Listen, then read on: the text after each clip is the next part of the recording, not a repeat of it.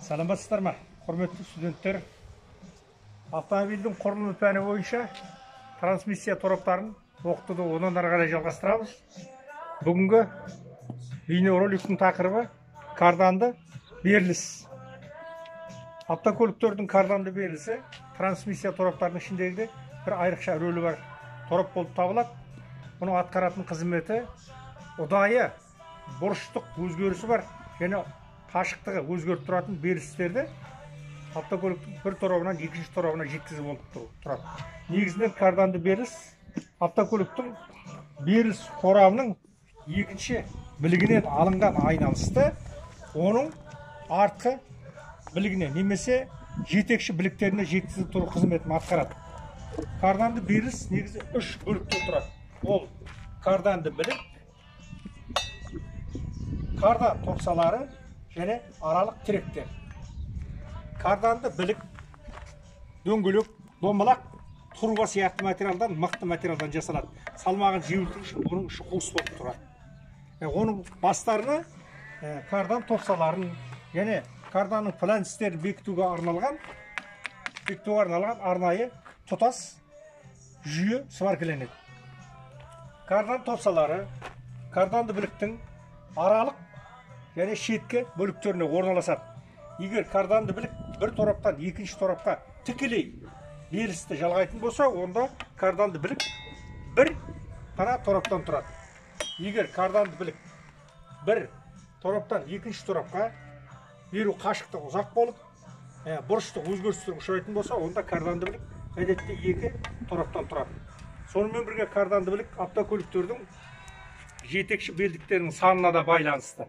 Мысалы, үш білікті, яғни үш мостылы автомобильді қояйық, оның алдыңғы мостысы да жарамды, тартқыш мосты болып есептеледі, ортаңғы және артқы мостылар барлығы да жетекші мосты болып есептелген жағдайда, онда карданды білік тарату қорабынан ортаңғы мостыға, одан кейін артқы мостыға, алдыңғы жағына және алдыңғы мостыға берілетін болады. Бұндай жағдайда үш түрлі карданды білік қолданылады.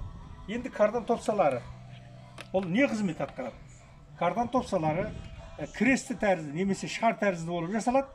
Бұл, яғни карданның берілісті бұрыштық өзгеріспен беретін уақытында өзара қозғалысқа келіп тұру қызметін атқарады.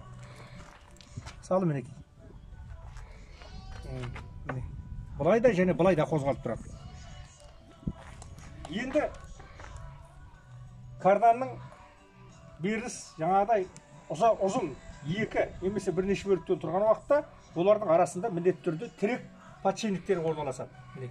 Тірек бар. Мысалы, біздің көрсетілген мына кардан беріліс қорабынан автокөліктің артқы мостысына дейін ұзақ берілісті қамтамасыз ету керек. Бұндай жағдайда оның орта жерінен мынадай тірек подшипник орналасады. Оның ортасында міндетті түрде айналып тұратын подшипник болады. Міне кардан осы подшипниктен айналып тұрады, ал мынау автокөліктің қаңқасына бекітіледі. Сөйтіп, карданның салбырап төмен қарай түсіп кетпеуін қамтамасыз етеді. Біз енді карданды берілістің басқа бұрыштық өзгерістері, оның теориялық жақтары, оның жалпы құрылыс жөнінде мәліметтерді көбінесе дәрістік материалдан толықтай бергендіктен, оның бәрін қазір қайталап жатпаймыз.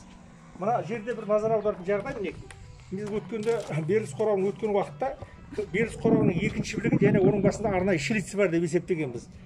Сол шлицке мына карданды берілістің басында да міне фланцінде де арнайы шлиц болады.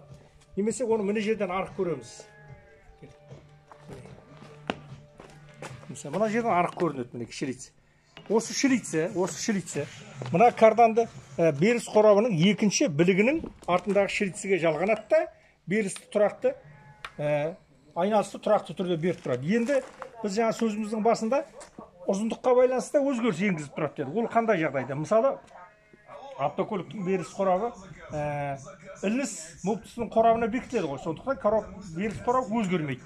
Ал автокөліктің артқы жетекші біліктері рессор арқылы қаңқаға қондырылғандықтан кедір-бұдыр жолдармен жүрген уақытта артқы білік жоғары төмен қозғалып тұрады. Яғни оның беріліс қорабымен арадағы қашықтығы міндетті түрде өзгеріп тұрады. Яғни сол өзгеріп тұрған өзгерісті қамтамасыз ету үшін мына карданды біліктің басындағы шлиці мына беріліс қорабының артындағы шлицімен біресе ілгері қарай жақындап, біресе кейін қарай тартып, яғни кіріп шығып, белгілі бір қашықтықтың өзгерісін қамтамасыз етіп отырады.